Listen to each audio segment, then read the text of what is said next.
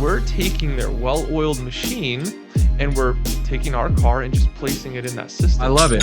This is amazing. I think that's a brilliant strategy. People still want this car, but there's less supply, so naturally it's going to go up in value. So people are literally making money on these cars after driving them for like 20, 30, 40,000 miles. So let's now talk about exotic cars, because I know that's another way that you've been doing really good on passive income. So why Oh, don't yeah. let's break down the exotic car strategy. Oh yeah, exotic cars. I mean, the way I see exotic cars is basically like real estate. We do it with exotic cars, we do it with private jets. It's very, very similar. It's just this real estate happens to be on wheels, right? And so it's kind of like the Airbnb arbitrage model, except you own the car. So, um, let's say, for example, you buy a Lamborghini Huracan, or a really great car right now is a Rolls Royce Wraith, which I actually bought one last week because I know it's going to be a good rental. And so you buy one of these cars, 200,000, right? Down payment $20,000 to $30,000 typically. So you put that money down. You have your monthly payment, usually about, I'd say, $2,000 to $3,000 a month. If your credit's like really bad, maybe four or five. But at the end of the day, you're renting this car out for $1,500 to $1,800 a day. And depending on the market, Wow. sometimes we're doing over $2,000 a day on these cars. And so on average, I'd say you could expect to rent this car for 10 to 15, sometimes more days per month. Mhm. And so if it's rented that many days, let's say 12 on average, and you're doing $1,800 a day, it's what, about $20,000 that you're doing, right? Yep. And then if you're up in New York or somewhere in like a high level market, Or you Miami, could, or yeah. yeah, Miami, New York, like you could charge more for this car and it's going to be rented a lot more. It's not uncommon for these cars to do $30,000, $40,000 a month in those markets, especially in Manhattan. There's so much demand there, right? And That's so unreal. if we're doing that on the cars, the best part is that you don't do any of it. You just buy the car, you finance it, and you ship it to a company that I connect you with, and they handle all the exotic car rentals. Now, there's a couple things that go into that: insurance, insurance claims. Let's say somebody scratches your bumper or curbs your wheel. What do you do? Well, they have to have a system in place and a contact at the insurance agency so that they can get it fixed really quick. Mhm. You have to be back out on the road as Yeah. quickly as possible. So if you're trying to do it on your own, it's a little bit tough because it's maybe you didn't check their insurance closely enough and they had it for 40 days before they rented your car, and now insurance doesn't want to cover it because they require a minimum of 90 days. And then, oh, it takes 3 weeks to get your claim in. Right? They have all those channels already established Mm. because that's literally their entire business. All they do is rent exotic cars. So we're taking their well-oiled machine and we're taking our car and just placing it in that system So and you're just letting it helping run. them add to their Oh yeah, inventory, and they're helping you by managing the car and exactly. making sure it's not stolen or Mhm. disappearing, and I'm sure they put Yep. trackers on it and all Yep, that sort of stuff. trackers, kill switches, everything.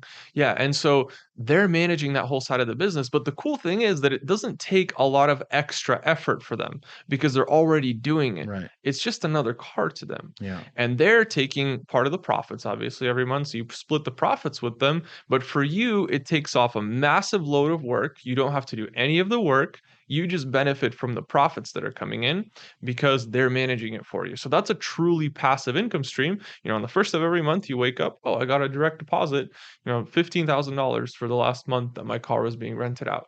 I haven't even seen the car in person, right? That's So, amazing. that's basically how it works. I kind of like that model even better than real estate because there's more competition in real estate at the end of the Yeah. day. Everybody's starting to get into real estate. So we started moving into exotic cars. That's one thing, but we've taken it a step further. Okay. There's nobody in the market that is doing private jet automation.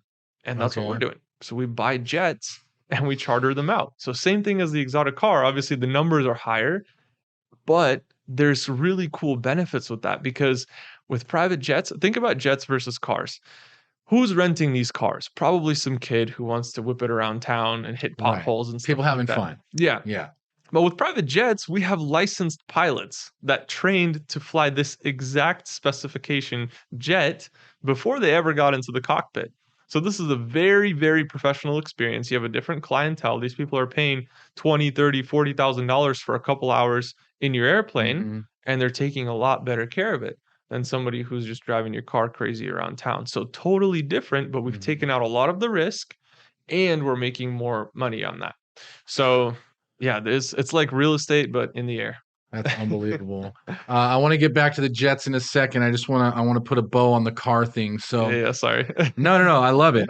This is amazing. I think that's a brilliant strategy. So you're buying an exotic car. Let's say I buy an exotic car. Yeah. Then I contact Austin and his team. You've got the network of dealers all over the place that are already renting these cars. Well, before you buy the car, I would send you to the person that can get you financed no matter what.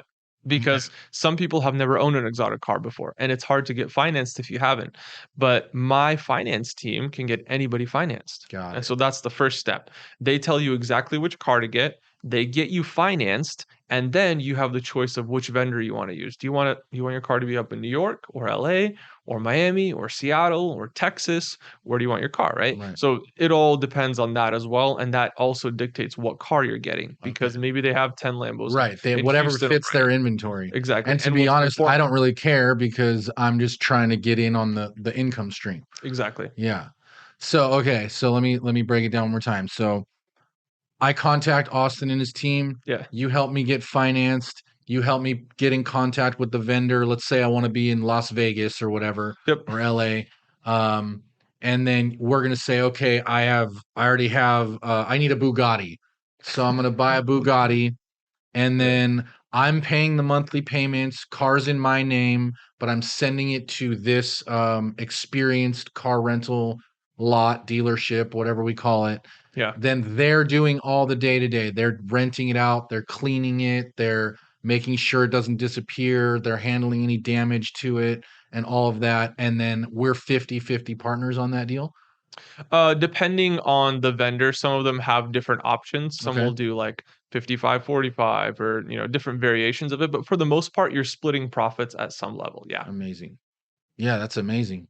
And Yeah. then, I guess last question on the cars is obviously depreciation is a big deal with cars and, Mhm. our mileage and whatnot. So how long can you run that before it's time to get a new car or swap that one out?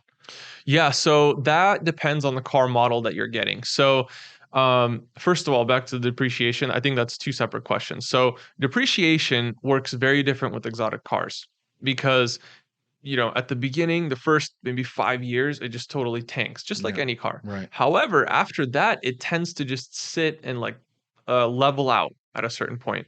And that point is in the industry, people call it like bottom cash value for that car. Okay. So, for in general terms, you're not going to find a car for less than that much. Like, for example, right now, I couldn't buy a Lamborghini Huracan for less than like 210, 220,000.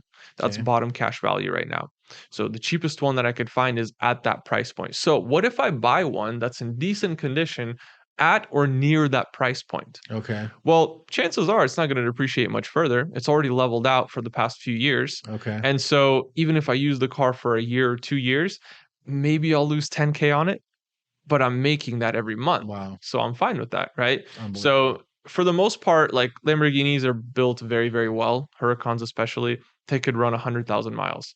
Ferraris a little bit sketchy. I'd get out before 50K miles. So you Okay. could buy one with like 20,000, run it up to 50,000 and just sell it. Right. And again, you're probably going to get at or near what you bought it for. So you're kind of getting out at break even on the car. However, in the past few years, I've had people literally make money on these cars. Yeah, I was just gonna The say that as some of those models actually go up Yeah. in value over time. Oh, yeah.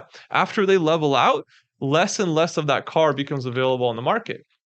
Maybe they made 1,000 Huracans at the beginning. Now there's only 600 of them left. Well, now there's more demand. Yeah. Demand stayed the same. People still want this car, but there's less supply. So Mm. naturally, it's going to go up in value. So people are literally making money on these cars after driving them for like 20, 30, 40,000 miles.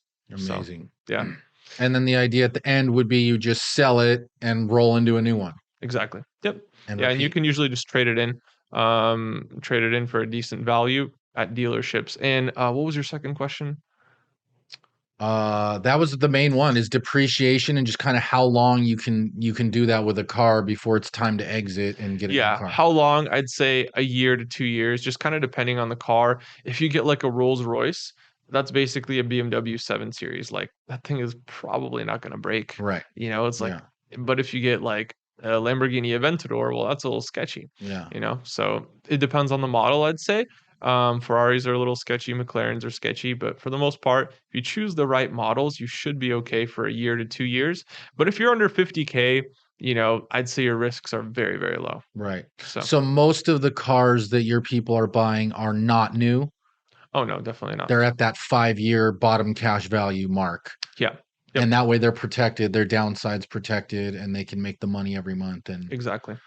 And the best part about it is that sometimes people don't realize that they're literally paying off their car. That money that they're making on payments is not going anywhere. They right. put a down payment on the car and then they're building equity in it. Yeah, it's a good point. You're And then at paying the it end, off every month already. yeah, and then you just sell it and you get all that money back. Like it doesn't go anywhere. Right. It's just like a piggy bank. That's